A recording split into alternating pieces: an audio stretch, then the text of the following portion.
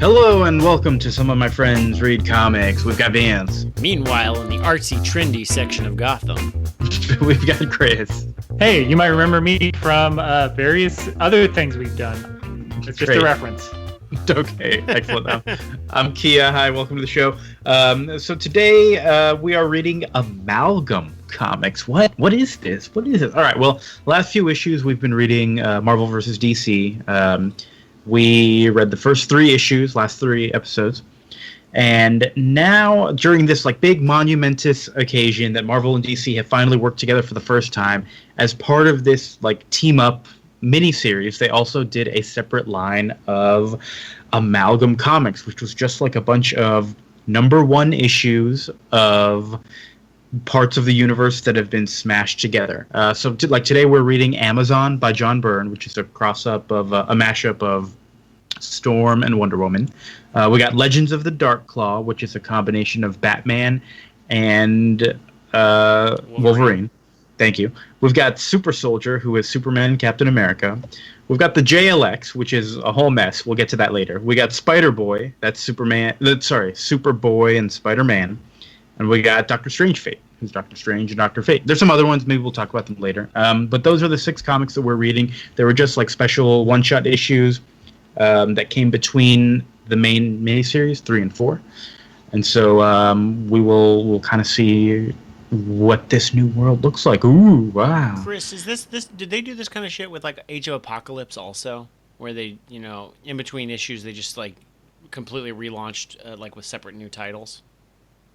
Not exactly like this, but I mean, yeah, Age of Apocalypse, they did cancel every X-Men book and replaced it with, the Apocalypse version for 4 months. Okay. Which is probably the most successful version. One day we'll have to do something with Age of Apocalypse. Yeah. But it's very daunting. There's so much of it. But yeah, it's just a weird one-off thing they did. And I will tell you, I did read at least a couple of these when they were new. I remember having these, but only a couple, because the rest of them I was like, what the hell? I don't care about this. Some of them sound interesting when you read about them, but we'll find out that they're not as interesting as they sound. Absolutely not. Age of Apocalypse did do at least a full miniseries, so you got a story with the cast. Here it's one-shots that kind of do pretend they have been going on forever and pretend they will keep going on forever in a way. Yeah, some of them end with cliffhangers and subplots, and you're like, this is going nowhere. Why are you doing this? Right. Well, it's also this weird idea that they are long-standing characters who are either getting reboots or a new number one. Right. This is Amazon's number one. She's finally getting her own story. But then the editorial notes in Spider-Boy suggest that there's 4 or 5 Spider-Boy series that have already existed. They'll be editor's notes check that out in Spider-Boy 339. But also this is supposed to be Spider-Boy 1, so it kind of it kind of undermines itself. I find such little joy in mapping out this fake universe that they've created on our end to just be okay, where do they plan? What comics existed in this world? Right, I think there's a fun to that. Well, there's some really cool books that do this kind of shit. I've referenced this before, and I never actually read it. It was something called Miranda Mercury, and it was a 6-issue miniseries, and it started with issue 295 to build to her 300th issue. So it was the pretense of it's a long-standing character, and this is building to an anniversary issue, which is a clever way to address or to tackle a comic. So this kind of felt like some of them were trying to maybe do that. And then there's also one that was in my head called The Escapists, which was based off, or The Escapist, I'm sorry. Right, based on the book. Based on the book, The Amazing Adventures of Cavalier and Clay by Michael Chabon. And it was an anthology of, here's an escapist issue in the 1940s, but here's one in the 1980s, and here's one in the 70s. And it just showed different issues throughout the fictional time of him existing from the past. But this is not that.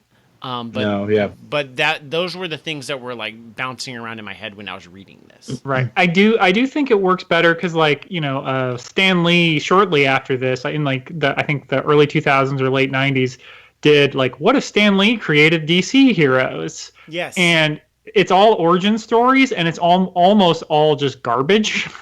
Shocking that a Stan Lee 2000 story could be bad. The creator of Stripperella. But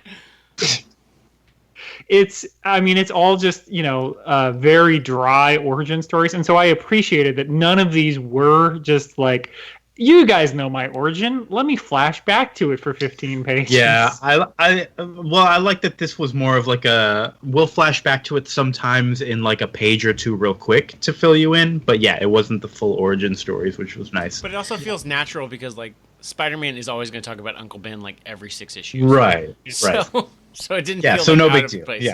Yeah, Batman's parents. Who knows how many times we've seen them. I think we talked about them dying on the Ra's al Ghul issue or the Ra's al Ghul episode we talked about like a few months ago. Like his parents' death are in that one. His parents' death, and of course, year one. Mm-hmm. Well, yes, that's a little. I think that's pretty important. Yeah. Well, that's probably the most famous retelling. But let's get into it. Which one are we starting with? All right, let's start with Amazon by John Byrne, written and arted by John Byrne. We've got a big old battle with Aurora, who is like the Wonder Woman of this world, fighting Poseidon. And I guess the story is that in this world, Aurora was like lost at sea, and the Amazons found her like as a baby, and they trained her, and she became Wonder Woman. Cool. But it's weird because Diana still exists. In this world. That confused me. Threw me like because already like this is the first one we read because this is like numerically like how they're supposed to be read. I don't know, or it's alphabetical. Maybe that's how we were told. Yeah, I think it might be alphabetical. That's fine. So whatever. But I was thinking like, okay, well, this is if Storm had her powers and it was her, but then she went through the Wonder Woman like origin. Like, how would things be different as a result of that? Like, I mean, I was kind of expecting to see a full origin of. I was expecting to see Steve Trevor show up and that kind of thing. Like him be the one that like brought her out of whatever island she was. So I was already like thrown like so. I mean that's my own expectations, but that's what I was expecting in the story. Well, I don't think so. This book didn't give you what you thought it would, but I honestly don't think it delivered what anybody thought it would. It really is like a story about Poseidon and his beef with this one random guy. That seems to be what this book is about more than anything. That Poseidon, like when Aurora was lost at sea, it's because Poseidon was mad at Aurora's dad, who was on the boat and had stolen some treasure, and he rocked the boat real bad because he was like, that guy took my treasure. But then Aurora sets him straight and is like, hey, that guy was like doing research for you and making people care about the old gods again, and you went and you like hurt him because you're such a petty jerk. And Poseidon goes, oh, you're right. And the end. Yeah, basically. That was it was a nice story. I actually did enjoy this book. It didn't feel like it told me much of anything about. It left me wanting more. So maybe that is the goal of a book like this. It leaves you wanting more. Yeah, and I do like. I mean, Byrne's art is good. It is funny. Wonder Woman does spend or Amazon does spend like half the issue in like Poseidon's weird like energy chains. Yeah, so they did manage to work that into this character. And then Diana does show up in like the human world, and then they're like, dun dun dun, like what's going on? And I'm like, I don't know. We'll never find out. We'll never find out. Cliffhanger, and we're done. Boop. But I actually like the letter pages for this. There's fake letter pages and all this shit too.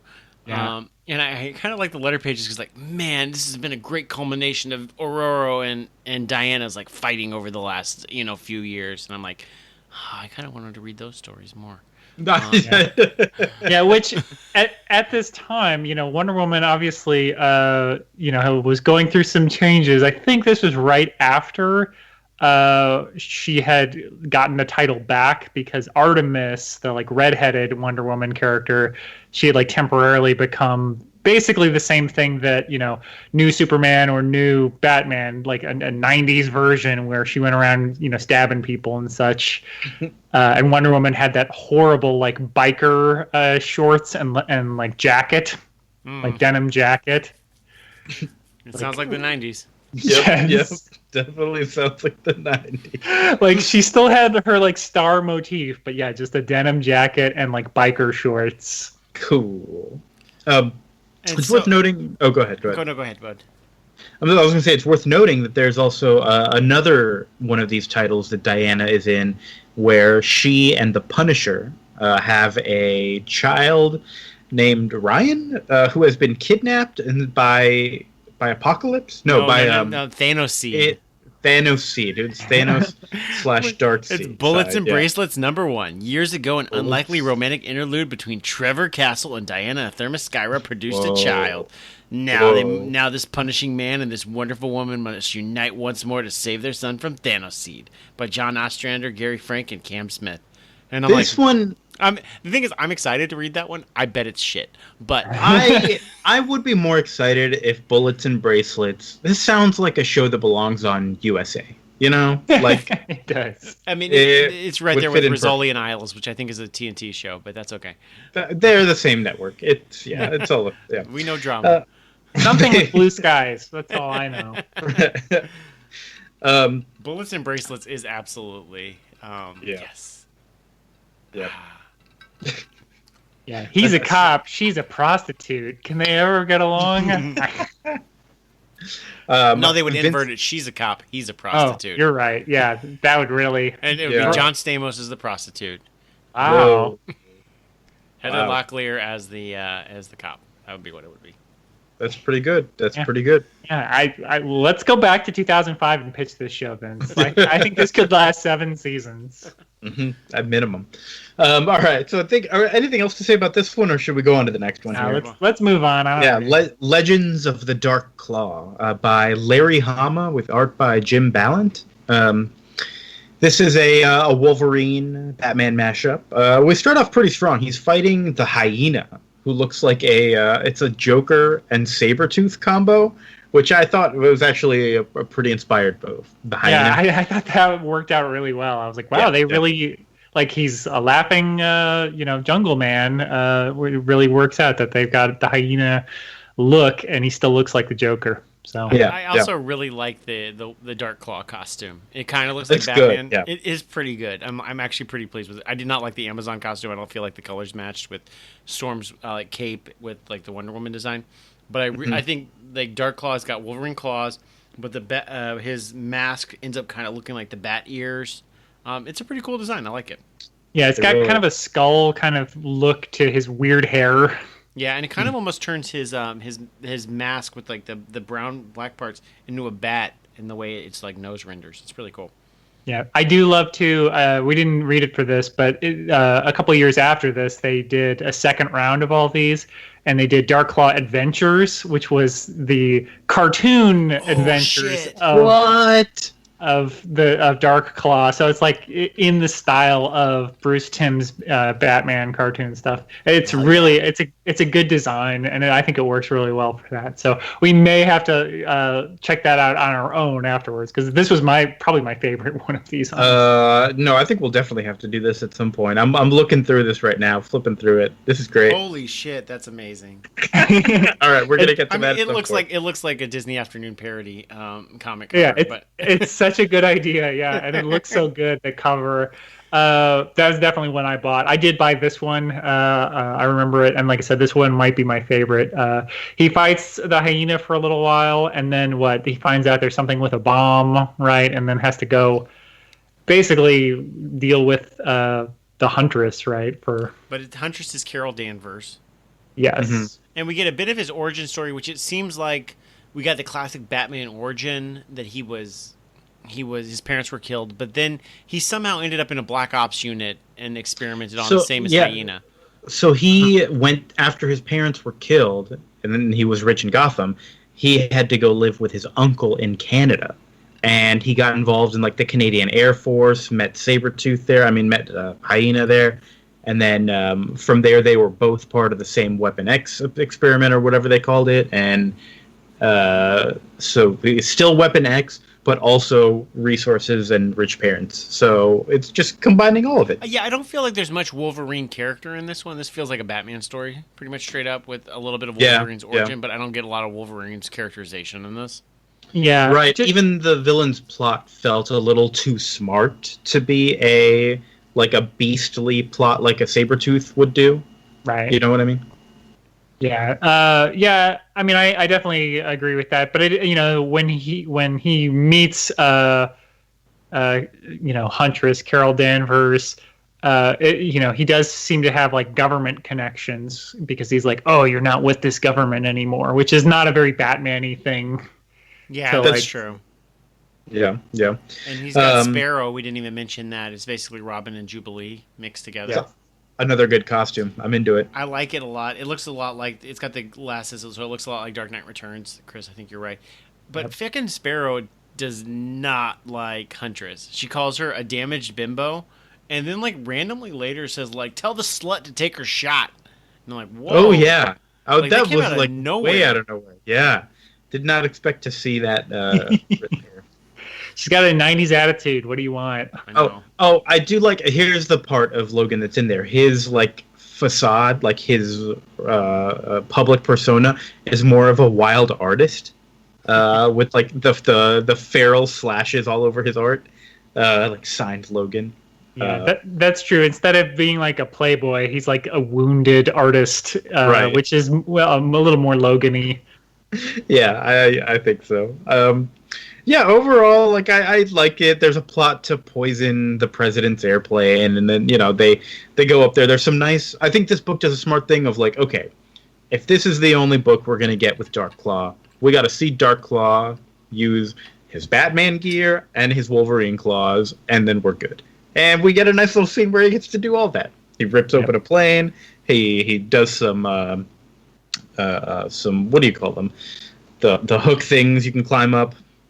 Grappling hook. Grappling hooks. That's what I'm talking about. But they're like, Yeah, Bill Clinton is the president in this too. Oh, was that Bill Clinton? I didn't know. It's like on page 20 of our acquired copy. Yeah, they don't call him by name, but he is definitely. Which is Bill more Clinton. of a Marvel thing than a DC thing. Yeah. Mm-hmm. And that's it. And it's a good little fight, good little issue. I like this one quite a bit. Seems like it has a cliffhanger though. Yeah, again, a cliffhanger. Yeah, but I mean, I'm gonna get the hyena next issue. Never.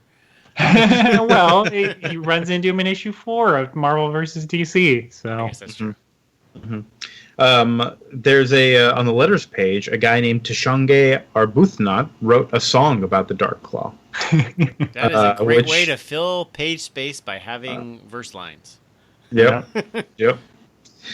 Well, somebody else did not take that. Wrote a damn novel over here. Yeah, and Margot Boberek wrote about like, thank you for remembering there are a few of us left who appreciate a good story, which is like such a dog whistle to me of like all other comics suck except for you. And I'm like, God. Back to basics. Who's the writer for this? I don't remember. Larry Hama, who may be making his debut, classic G.I. Joe writer. Oh yeah, I definitely heard his name. Yeah. Yeah, that explains, I guess, why this has the plot of a G.I. Joe. It really does, yeah. But, and then the artist is Jim Balent, the guy that did Catwoman for a long time, and then did the completely insane Tarot comics, like self-publishing with like Broadsword or whatever, which he has some, cheesecake tendencies, but they're more or less in check for this. I thought this was fine. Yeah, this was mostly fine, I would say.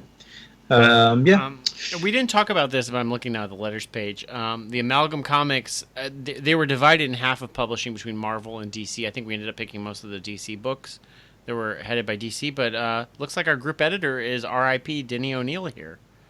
Denny O'Neil. Yeah, he just passed away within the last couple of weeks here. Yeah. Yeah, we'll be reading some of his stuff next time. Stick around to the end. We'll talk about that. Yeah, which we mentioned in the first DC versus Marvel that Marvel's editor died the year this came out, Mark Grunwald. So that's pretty crazy.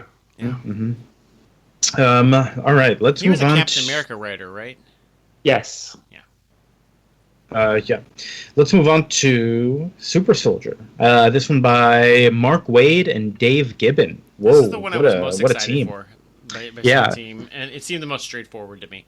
And just thinking about the concept, it's Clark Kent if he got the Super Soldier Serum. Like I told my dad about that, and he's like, I got it. I understand the concept. Yeah. The rest of them he didn't understand, but that one, my dad was like, I got it. Well, this one did leave a little thread hanging that I thought was a little confusing. So the idea of this story is that a alien baby crash landed, and they took the blood from this baby and put it in their Super Soldier Serum, and then gave it to Clark Kent. But what happened to this baby?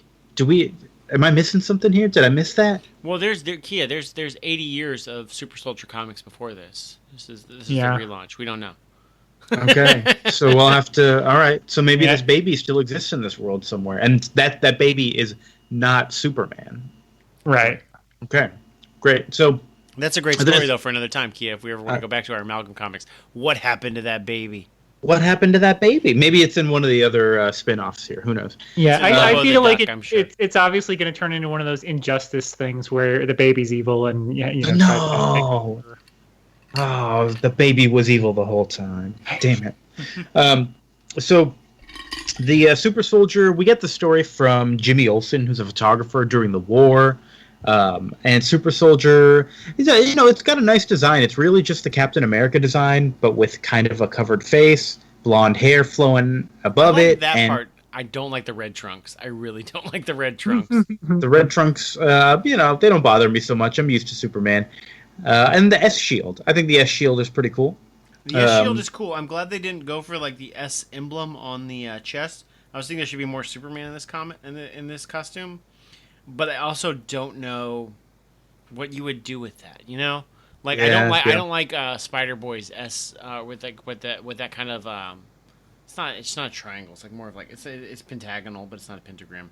I don't like that on the Spider Boy design. I like that here more. I would probably have made him in the Captain America costume with no mask and with dark hair like Superman. That's maybe what I would have gone for. Yeah, okay. This is a little too much Captain America. Although you got to keep the pirate boots. That's the most important part. Right, I like that. I think I would go Captain America costume, Superman shield, no mask, Clark Kent face. Like classic Clark Kent. All right. Have we considered a cape? Oh, a red, white, blue cape, like an actual. What if we put a cape on this guy? Like a flag right cape. It doesn't feel like a war soldier, though. But it would be pretty cool. It would be pretty cool.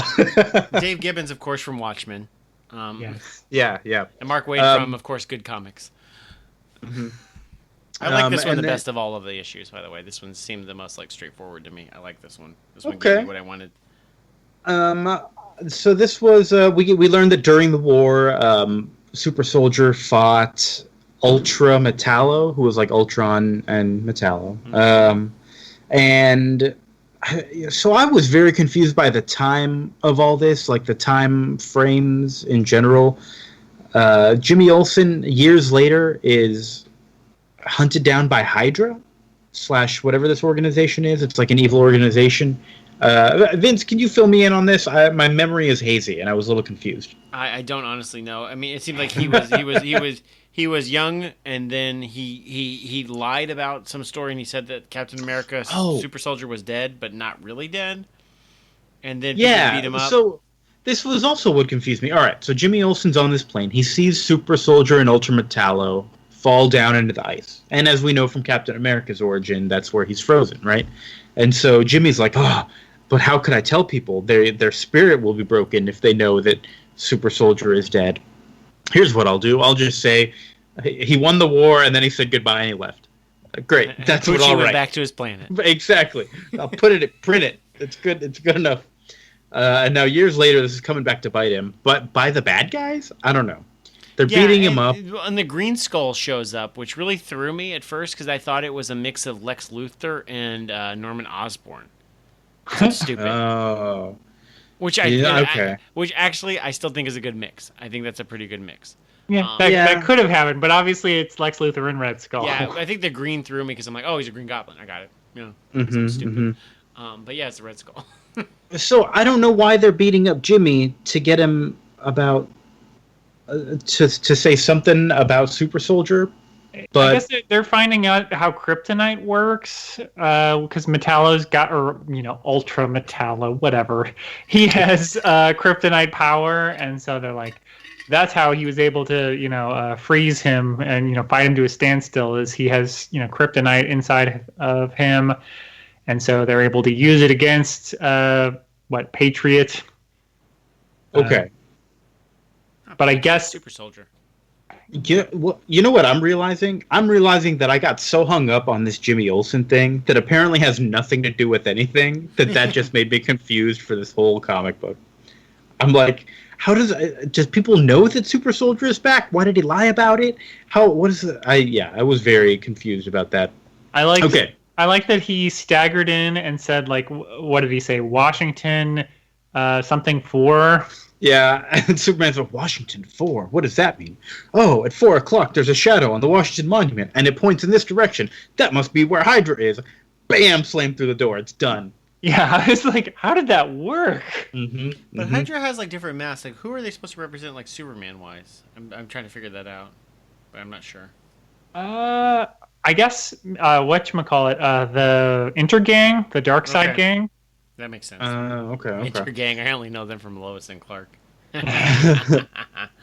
I really liked how he was at work at the Daily Planet or wherever he was working now, and he pulled the S shield out of his briefcase. Like, that's the only thing that was in there. I really love that.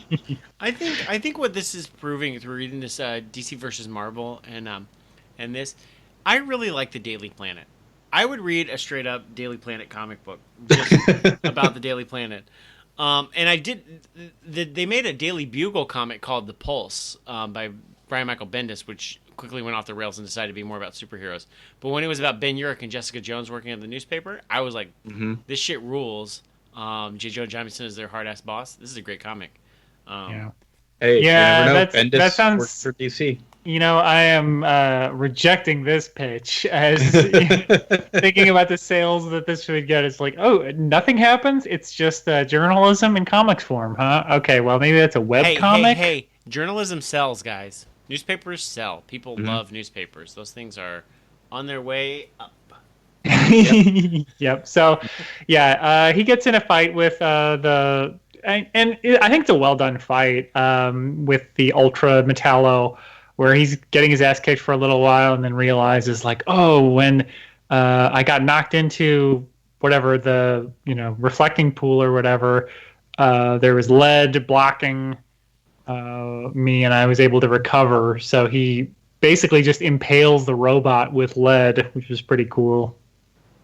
Yeah, all the fighting and stuff was fun. Lex Luthor going, how did you defeat me? All that stuff. Well, yeah, Green Skull. Overall, fun. Don't go into it thinking this Jimmy Olsen thing is going to be resolved. That's another loose thread hanging here. Jimmy Olsen and this baby. I want to know the story and the link and the connection between Jimmy Olsen and this baby. That baby, though. That baby.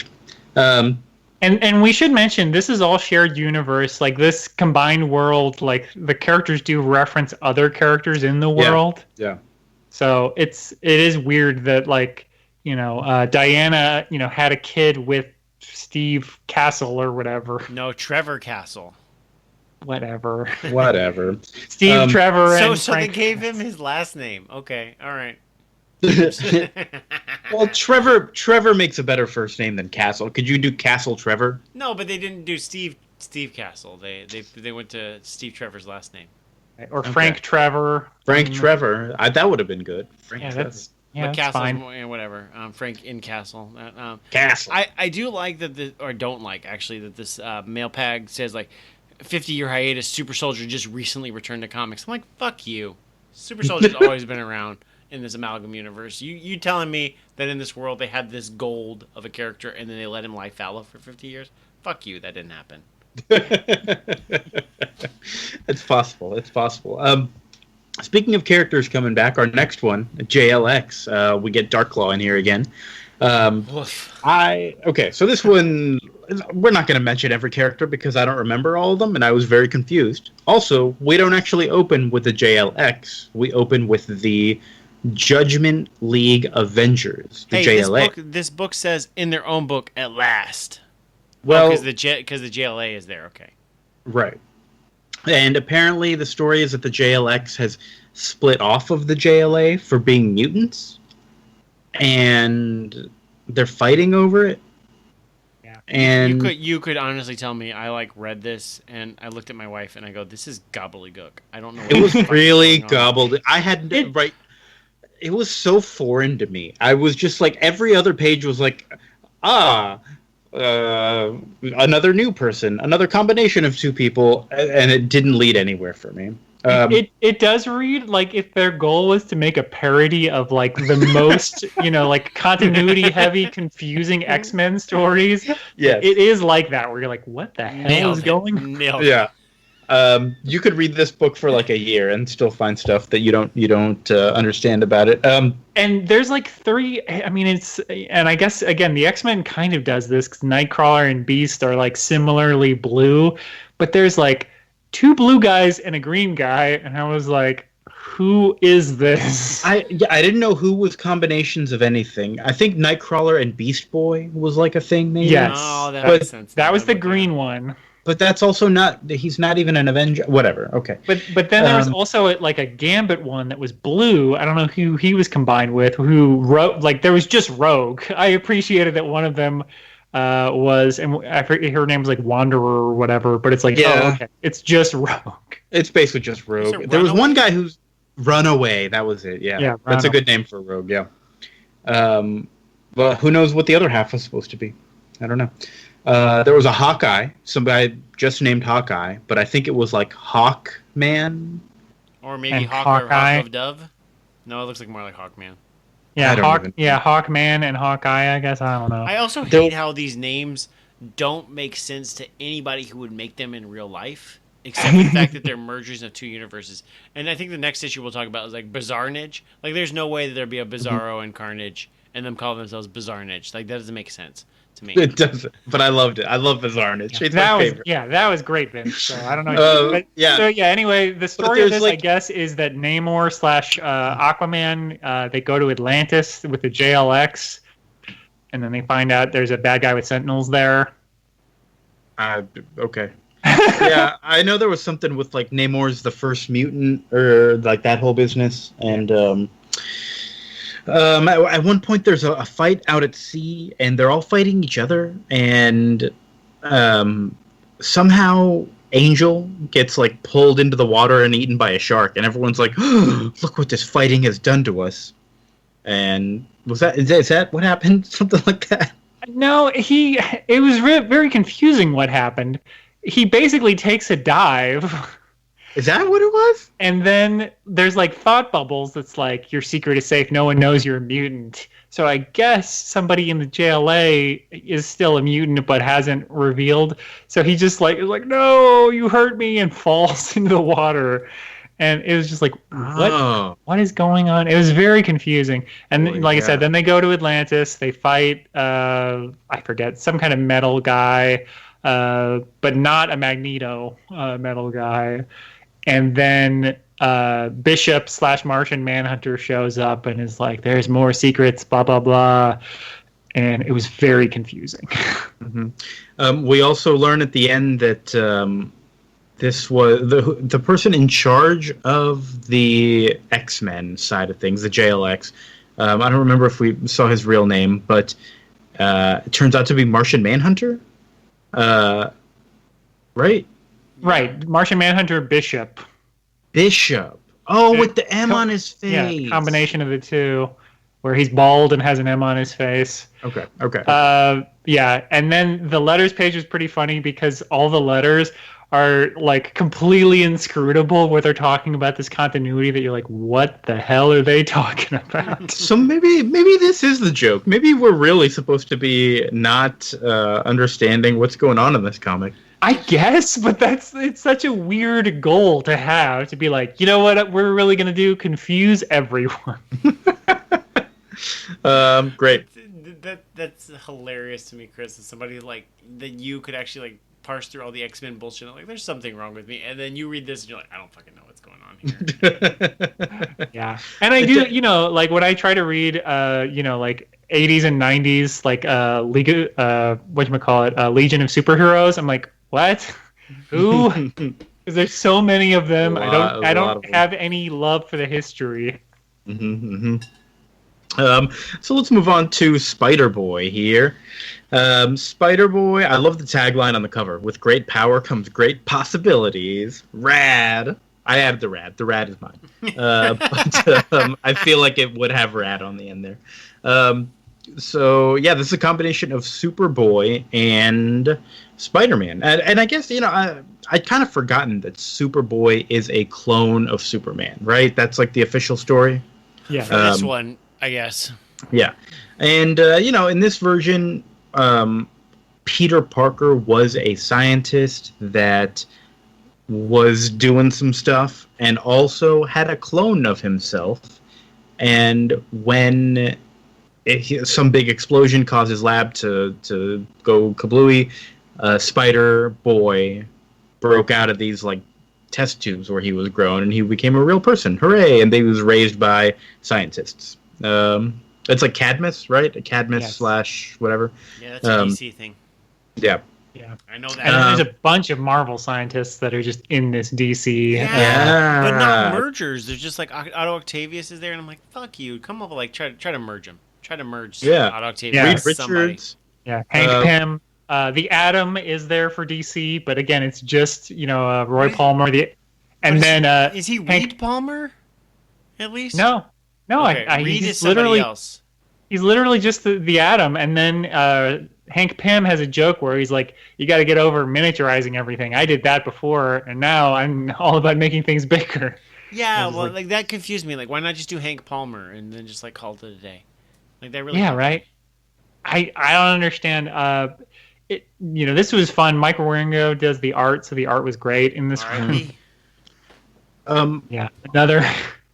I mean, like, I feel bad. Like, Mark Wieringo's been dead for like 15 years, but I'm still like, that was fucking too soon. He was a great goddamn artist. Yeah. He was. So Ben Grimm is in this. He's the senator of the stuff. I really like this scene. I want more of this little bit where the senator is mad at one of the scientists on this project, being like, "What? It's because of you that this was screwed up. How did Bizarnage escape from the menagerie?" And he accuses this guy for whatever reason. He's like, "I know you're behind it." And it's like, my alibi's super tight. And then we learned that Reed Richards is setting him free. There's like a thought bubble of Reed being like, "Ha ha ha! I'm the saboteur. Oh, nobody knows. Wee." And but then we get a thought bubble of this other guy with the mustache and glasses who's like, "Ha ha! I've secretly been feeding evil pills to Reed Richards, and this is all going according to my plan, and nobody knows, because I'm so evil." And do these two come back at all in this comic? No, not in this issue. I do appreciate it because it is so like Silver Age insane. Mm-hmm. That was my favorite bit of anything. But what's the actual plot of this whole thing? Spider-Boy's got a lot of gadgets he gets from Otto Octavius. He's got a little car. He's got some cool gear. He's got like a web gun. He doesn't shoot web shooters. He has like a gun. That's right. A web gun, which is neither Superboy nor Spider-Man, is it? Superboy doesn't shoot a gun, right? I do like the leather jacket of his costume, though. I think that's cool. It works well. Yeah, the costume works well. I don't like... Go ahead. Yeah, they more or less just stole this design when they had like Spider-Man made up 4 new characters: Prodigy, Ricochet, Dusk, and Hornet. I can't believe I named all of those. And Ricochet is basically like, if you just Google like Ricochet Marvel character, it's the Spider-Boy design. Interesting. I don't like the Peter Parker design. Looks like a damn dweeb. Get out of here, Peter Parker, you nerd. Or what did they call him? Pete Ross. That's what they called him. Yeah, right? this Superman's exactly buddy. Costume. Mm-hmm. See, I told you. It's even got the jacket. Adelpolina, you son of a bitch! You ripped this off. Wow. I'm calling you out, Adelpolina. This was like 2 years later. They're like, you know what I liked was that Superboy or Spider-Boy design. Let's just do that. Mm-hmm. So who does this Spider-Boy fight? It's a Fin Fang Foom / lizard. Some DC lizard guy. Was it Croc? Maybe, I don't even know. But see, that bothers me because there's a lizard in fucking Spider-Man, and then we're merging with Marvel Fin Fang Foom. So I'm like, why are we merging 2 Marvel characters together? I guess they're not, but that's what I was reading it as. Croc wouldn't be, but then Kurt Connors does show up as like one of the scientists.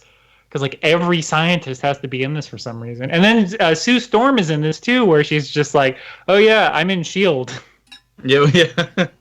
And who's this? Brooklyn Barnes instead of Bucky Barnes. Brooklyn Barnes is in Shield as well. Yeah. Wait, we went back to what this Peter Parker design or whatever. He's blonde, but then he's dark haired when he's Spider Boy. I guess it's a secret identity. How does he do that? Because they have like that half panel face, thing that they have with Spider Man, but the Spider Boy design is not a full face, so it's kind of bullshit. But what the fuck is that? I mean, I'm How guessing does it change his hair super color? science. I'm guessing it's holograms and super science.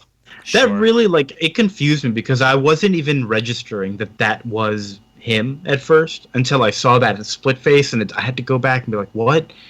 And jeez, I did enjoy the split face. I always love it when they do it in Spider-Man comics from the 60s through 90s. Right, absolutely. Mm-hmm. Especially in that newspaper strip. Man, I loved it then. Yeah, it's always the best when he's just like, I can't. When somebody tells him information Spider-Man needs to know, he's like, I can't reveal this. I do love it. Great. So yeah, it's kind of a silly science fight. It was kind of a weird story, but yeah, they shrink down Fin Fang Foom and call it a day. Yeah, and then the thing with Dr. Octopus is that he's basically doing the Aunt May thing where he's just like, I'm setting you up with this nice girl, and he's like, whatever, you only know nerds. And he's not excited about it, and then it's Mary Jane, and some DC character I don't know. Insect Queen. Is it Bumblebee from the Titans? It could be, but I don't know why they didn't put that anywhere in her name instead of Insect Queen, because that's not a great name for anybody. It does look like the Bumblebee costume, at least from Teen Titans Go. I don't know if she's a real Teen Titans character. Is she? Yeah, if she is, she's from the 90s, because I have never read her in the 80s Teen Titans. Okay. So she could be, but I was like, I don't know who she's combined with, but yeah, it's a parody of that classic Spider-Man issue 40 or whatever it was, where Mary Jane, after I think 2 years of foreshadowing where Aunt May's trying to set up Peter with her, it's like, oh, she's this gorgeous person who's his OTP. I like this letter, the first one in the letters page, that is, hey, I just heard that you guys are making a Spider-Boy comic, so let me tell you everything that you shouldn't do with it. Thank you. That's a good letters page. Seems accurate. So what else do we have left here? Are we down to the last one?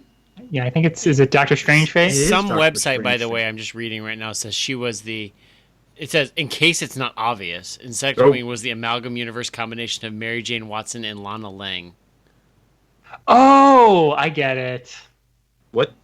I don't get it. She, in the Silver Age Superman, she became, she got bee powers in, in the Silver Age. She was, Queen Bee or something like that, before pre-crisis. In case it's not obvious. So that's why she's redhead. I get it. Right. I'm glad we have Chris on this podcast. Yeah, thanks for explaining that, because it was not obvious, and we needed you. We needed you. Yeah, the last 25 years of Lana Lang is all, Kristen Crook and not having superpowers. Yep. So, all right. So the next one that we're going to read is Doctor Strange Fate. It's a combination of Doctor Strange and Doctor Fate. Amalgams we're reading, right? Yeah. The other, it seems that this one kind of leads a little deeper into the main story. We didn't really talk much about the main story of Marvel versus DC, which is that we've been doing it for the last 3 episodes as our backup story. Yeah, there's 2 universes, and they were, I don't know, but they're together. Like 2 big robot mechs, and they're the brothers, and they're supposed to represent Marvel and DC, and they kind of hate each other. And then there's a door that opens up, and everybody's favorite character, Access, is this character shared between universes, and he shows up. It's some bullshit, and he's just this boring white dude. He looks like literally every video game protagonist from the Xbox 360 era, where he's got kind of a shaved head. And he does look like Male Shepherd. Yeah. So yeah, this book is focused on this Doctor Strange / Doctor Fate character who can kind of tell that something's not right. He's trying to capture access so that he can, get to the bottom of everything, or maybe there's something else, some other ulterior motive. But he sends.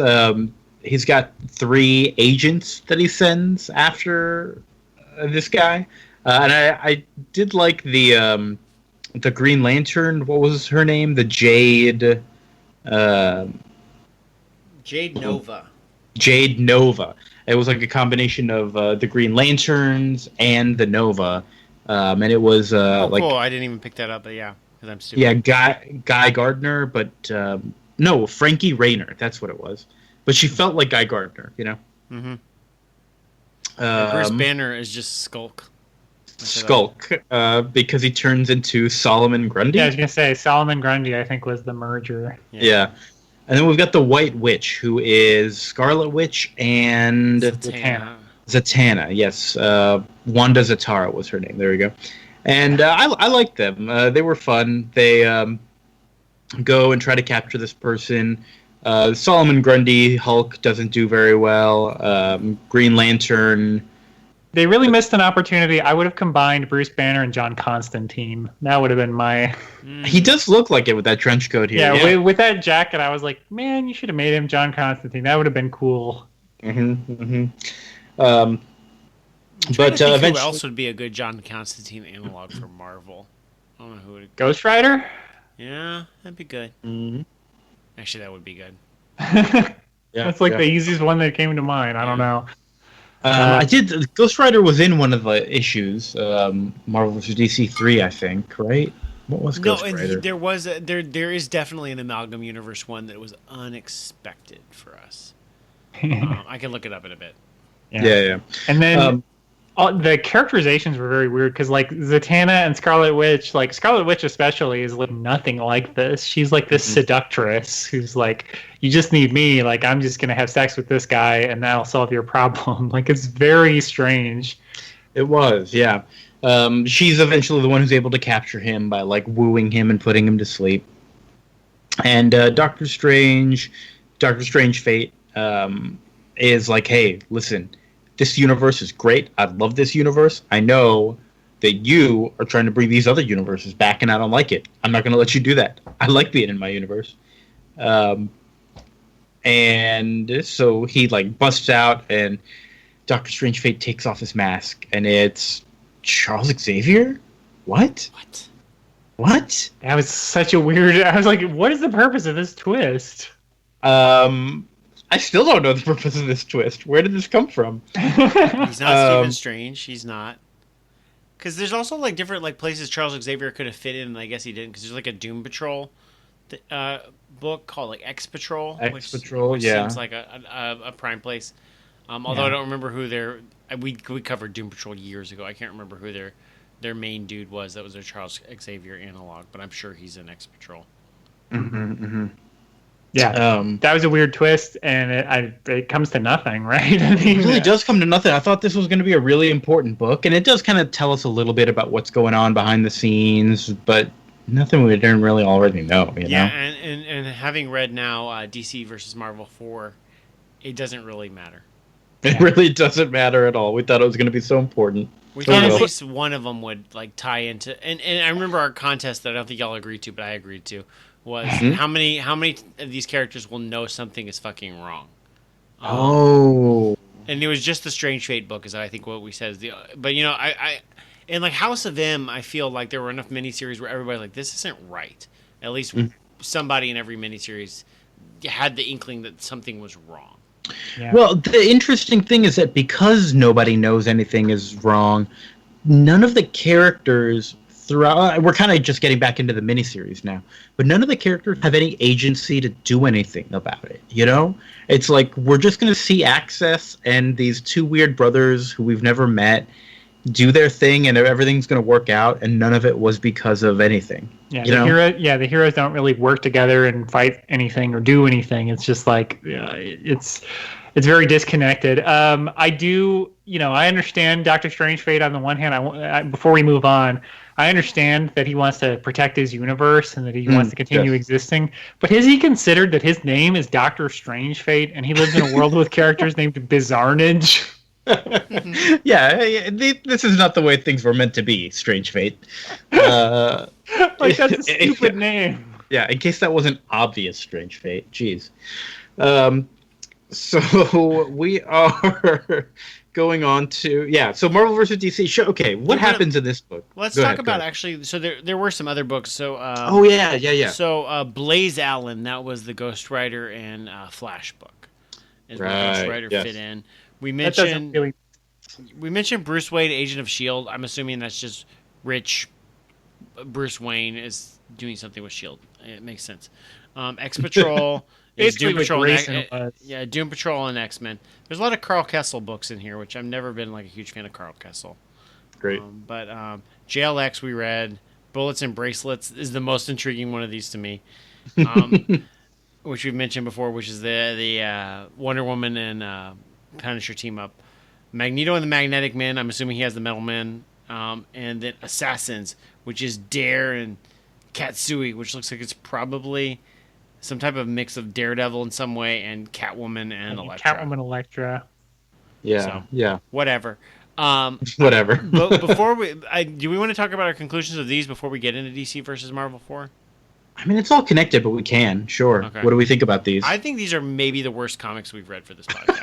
I think they're fucking terrible. Right. Like, I read these multiple times, told my wife, Kimberly, I was like, I don't know what the fuck is going on in these books. Any of them. They're all gobbledygook. Even the best of them, I'm like, this is such a fucking missed opportunity. And, I bring like unfair things, but the idea is like, this is 90s reboots of all these characters. I'm like, just do an escapist thing. Just give me what a 70s issues of Super Soldier would have been. I would be much more interested in that than whatever the fuck we got. But like JLX makes no goddamn sense. JLX is the worst. Even like Dark Claw, I fell asleep during multiple times, and that's one of the better ones. I think Amazon loses focus. I liked Super Soldier, but it was also like, we're wasting page count, and then there's like just like stories that don't make fucking sense. Spider-Boy like loses the plot and doesn't do enough like universe bending, but except for Bizarnage, which no one would name themselves Bizarnage. And then Doctor Strange Fate doesn't plug into the main story. So like these are all fucking bullshit. They're terrible comics. They're all. I'm glad we didn't. I wanted to do a 2-parter where we read all of these. I'm so fucking glad y'all talked me out of it. These are terrible. They were really bad. What was our last worst comic on the show? Chris said Maximum Carnage, which I agree. The 90s are a great time for comics, right? Marvel deserved to go bankrupt. I think JLX on its own is the single worst comic, and I think this is. I don't think the others are as bad as Maximum Carnage necessarily. But I think if we want it, like, as a whole, I think Maximum Carnage is worst. But if we want to talk single worst comic we've ever read on this show, I think JLX, hands down. Yeah, it might be. Like I said, I think it might be trying to be funny. In which case, I think it kind of worked. You're right. If it's a giant joke, then it's 5 out of 5 best comic I've ever read in my life. They nailed it. They definitely took the piss out of 90s X-Men comics and Bloat. They nailed it. But no, okay, so let's go back into Marvel vs. DC now. I think we're ready to... I think that's about all the conclusion we need about these things. I am excited to read that Batman Adventures one. What's that called? Dark Claw Adventures? Dark Claw Adventures. The cover looks amazing. That design, because it's got like him... And then it's got the little like full body design on the bottom. It looks amazing. But okay, so all right, I'm gonna. This is a me thing that makes me pissed off. So, the first issue was called DC versus Marvel, published by DC. The second issue was called Marvel versus DC 2, published by Marvel Comics. Third issue, back to DC versus Marvel. What is on the cover of this cover? Is it Marvel versus DC, like the trend they've already established? It should be. It is fucking not. It is not. You're right. It's DC versus Marvel. What the fuck? So there was only one of them is Marvel versus DC? Yes. And 3 of them are called DC versus Marvel? Yes. Interesting. And supposedly Right. JLA Avengers alternates the two, but I don't fucking know now because I don't trust. I don't them. know. Who knows? Can't trust anybody.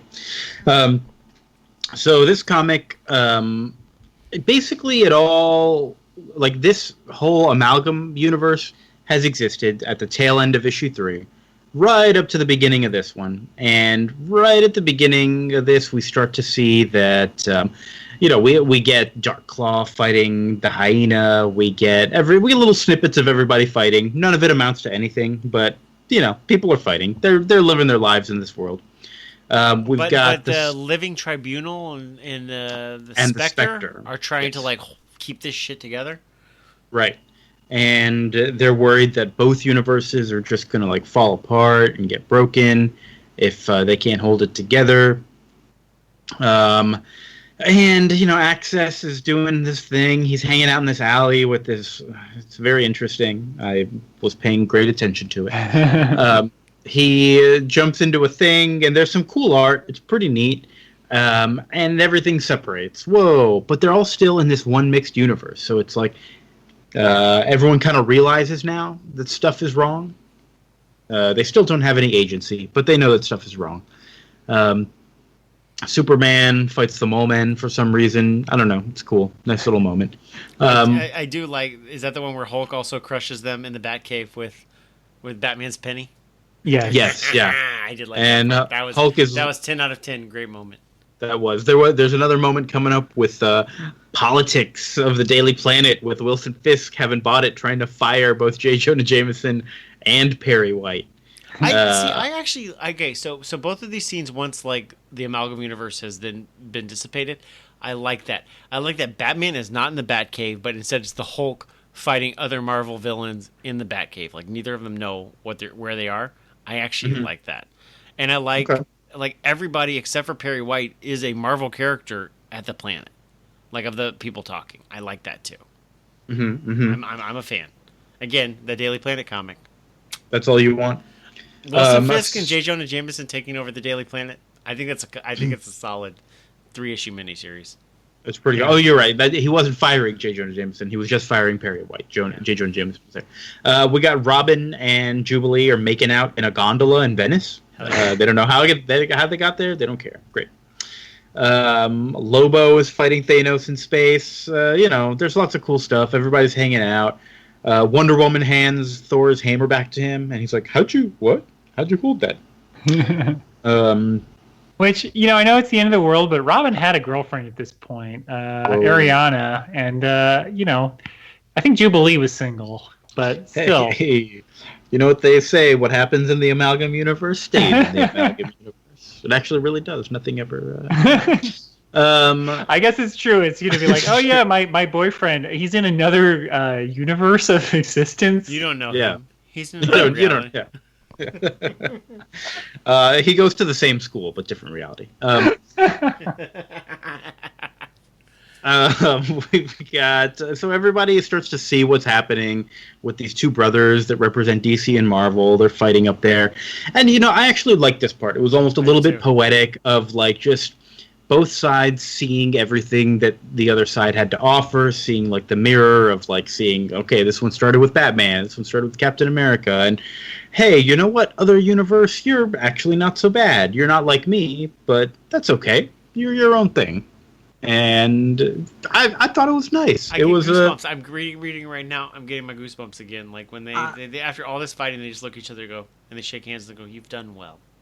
It's just like a really sweet moment between the two publishers being like, "Y'all all right? We don't need to fight." I really like that. I've got goosebumps. Like for all the bullshit we've talked about. Exactly. This fucking worked for me. I 100% agree. For all this had the worst comic ever on the show, and yet it turned it around and gave me like a genuine happy ending kind of moment that I was like, hey, I did not expect this to go there, and that's cool. Yeah, I liked it. Yeah. But I got like nothing else to say about this book. I do not care about the character of Access. This was. I mean, like, if you're building up to this, I mean, there have been DC Marvel crossovers before this, like one-off and two-offs. But if you're gonna have like the big DC versus Marvel like showdown. Like this was not the way to do it. It really wasn't. It's like what It the really fuck? wasn't. Well, Yeah. maybe I know we'll what get you do though when you're talking about like full like we've had this problem when we talk about like universe spanning events. Like it's really hard for Marvel to have like an event that makes sense that affects the entire Marvel universe. And they've had very few of them that have been effective. And DC the same way. But you know, like because like we read Crisis and there's just like, well, I want to get back to Batman or I want to get back to this thing. You know, there's too many like plates spinning, and to try to do all of DC and all of Marvel together and then in 4 issues, but like really only focus on the heroes, and then like have not much supplementary material other than this Amalgam Universe stuff. Like there's just I feel like it's a missed opportunity. I don't know what you would do other than I think to just like mix it up would have been DC heroes versus Marvel villains and vice versa. Just trade them around like that. That might have been more interesting. really, when nobody is saying, "Oh, Marvel versus DC," I can't wait to see what character they create that's going to span these 2 universes to bring them together. Right? That's not what anyone is saying. Well, and actually, like I think it's kind of insulting when they're like Quicksilver and the Flash are the same, and these 2 characters are the same, and these characters are like, yeah, y'all sound like y'all are boring and not creative when you keep pointing out how these characters are the same. Like Sandman and Sandman were at least like different Sandmans, so like I was on board for that. But you know everything else, I'm like, oh okay. Or like the fact that Superboy and Spider-Man were clones, like that's interesting to me. But yeah. But you know, there's like, a lot of interesting ideas throughout all this that, again, were like very inspired choices that are like I'm interested to see more of that instead of a lot of the other stuff that they just like felt like they weren't trying to deliver on like the combination. So I don't know. Yeah, I feel like I'd be pretty insulted when Access is talking to Batman and Captain America, and they say something about like we're the type of that do whatever. He's like, no, you're archetypes, and it's like, shut up. Yeah. And it's not like a good like Neil Gaiman or like writer or Grant Morrison to talk about like the nature, or Alan Moore to talk about the nature of story. Like you wanted to get there, but then y'all are not. And I love Peter David, but he's not there to talk about the nature of story. He's not there. Yeah, it was very like thrown in when they're like, if you've ever had deja vu, you know, we all have these, you know, common, you know, Jungian experiences, blah blah blah, and it's just like, okay, dude, and then you turn the page and that's, you know, they never talk about that again. Yeah. So. So a year later, they did these other ones. Do we want to talk about just some of these? Lobo the Duck. Lobo the Duck is the only one that sounds interesting to me. Oh, and the Dark Claw Adventures. Dark Claw Adventures, yes. Yeah. There's also a Bat Thing, Spider Boy team up. I'd like sequels I think to that's a few of them. idea. Yeah. We don't. I really think now that in my head, like I think the Escapist provided the template that would be the most I would want to see this of like a big 96-page issue of like Amazon throughout the last 80 years of publishing, like our whatever 50, 60 years of publishing. You know, like show like a 12-issue strip of her 40s comic, and then maybe of her 70s comic, and then her 90s and 80s comics, and then call it a day. Like that's what I'd probably want more out of this. Right. Yeah. I mean and you know, Alan Moore did that with. Supreme, and then a little bit with Tom Strong. Right. So I think that would be a better. That's a little bit later. Well, let's. And we should probably say that these are like impossible to purchase. They really are, because they're published by 2 different companies, owned by completely different companies, and it'd be really wild for them to try to figure out how to publish. I mean.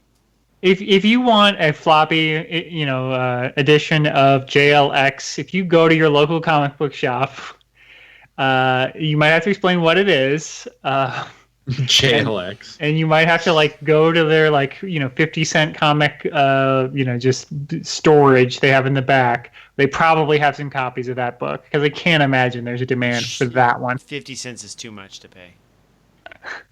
There is a sequel to the JLX Unleashed in the second wave. So we're definitely not reading that. Oh, it's by Priest. Is that Christopher Priest? Yeah. Who is this? Okay, that might actually be pretty good. Okay. All right, so next time, what are we reading? Next time, a comics legend did pass away here, Denny O'Neil. Oh geez, we should have looked at how old was he. was in Had his a long 80s. long career. We've talked about him quite a bit. We definitely did his Ra's al Ghul series earlier this year. Yeah. And so we're taking a look at one of his most well-known stories. It's a Green Lantern and Green Arrow story called Hard Traveling Heroes, from issues 76 through 87, maybe? We're not reading all that much. We're reading 76 through 81. We'll kind of decide from there if we want to... Yeah, 6 issues. We'll decide if we want to where we want to go from there. But it's also got it's very famously an important issue with regards to social justice in comics. I think the whole time is they're like going across America, like fighting social issues. I mean, yeah. I always avoided it because it seemed like a little like on the nose. But, in these times, like, maybe we need to be on the nose. Maybe. We should tell people to stop being idiots. Sometimes that's the best way to let people know they're being idiots. Maybe sell this to 5 or 6-year-olds to be like, don't be like your parents. And yeah. Don't be a shithead. Yeah, don't be a shithead. That's good. Not too on the nose. So we're going to read that, and we'll probably have some stuff to say about it. We're also going to continue our not continue. We're going to start a new book to read, one issue at a time, for every episode. It's going to be JLA Avengers. What? Another Marvel DC team up? I can't believe it.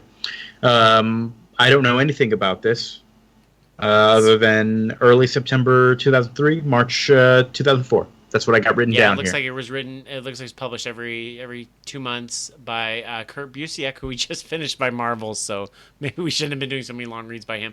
But with art by George Perez from Crisis on Infinite Earths, Infinity Gauntlet, Wonder Woman. Right. So the art's going to be good. It's only 4 issues. We're going to read just one at a time. So next time, big issues though, right? I think is what we figured. Yeah, we'll see. But that's okay. Next time we got Green Lantern and Green Arrow 76 through 81, and JLA Avengers #1. So join us for that. What else is going on these days? What do y'all got going on? Anything interesting? I've been working with the Santikos movie theaters in San Antonio. For Anthropology of a Superhero. We just covered Iron Man last week, and we're still, depending on who our guests will be, we're either going to do Black Panther, which we've already done Black Panther, so for this show, so that should be some easy reading there, or we're going to do Miles Morales and Into the Spider-Verse. So I'm not sure exactly who we're going to cover yet. Depends on our guest, but you can check that out on Santiago's Entertainment on Facebook. Cool. Chris, how's your Stupid Minds doing? Well, we are. We will have an episode coming soon after you hear this one. At the moment, Serenity with Matthew McConaughey is the latest episode, That's right. A very fun one. You can check out all of our jokes about Matthew McConaughey and video games and how to play them. He just announced a governorship run. Oh yeah, I did for governor of Texas. Matthew McConaughey? Yeah, I mean, like, part of me is like Matthew McConaughey would probably not be a good governor, but our current governor fucking sucks in relation to coronavirus. So, and other things, he sucks. But specifically, he's not leading right now, and he's abdicating responsibility. So, Matthew McConaughey would probably be better. Yep, sounds like a plan. Great. So everybody, make sure you're registered to vote, and find your local polling places. Also. Start looking into this stuff early. It's going to be weird. Or maybe don't look into it early because it's all going to change. Who knows? Thanks so much for listening. Vince, I love you. I love you too. Chris, I love you. I'm being sucked into another dimension. Wow. And listeners, thank you so much for listening. We love you as well. See you next time. Bye.